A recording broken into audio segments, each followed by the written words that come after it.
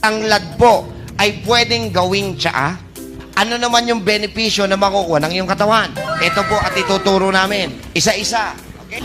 Lowering cholesterol. Ang lemongrass ay nakakalusaw ng kolesterol sa loob ng katawan natin. Feeling nyo, mataas ang kolesterol nyo kasi kulang kayo sa pagpapaaraw, lemongrass tea will do the magic. Preventing infection.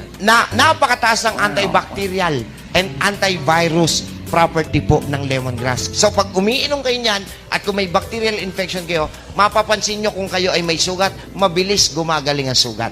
Bakit? Pine-prevent niya na kumalat ang infection. Okay, next. Boosting oral health. Pag umiinom po kayo ng inyong lemongrass tea, pinatitibay ang ipin, pinapatay ang bakterya sa bibig, kaya bumabango ang hininga. Yeah. Relieving pain. Isang napakataas na analgesic pala ang meron kay tanglad.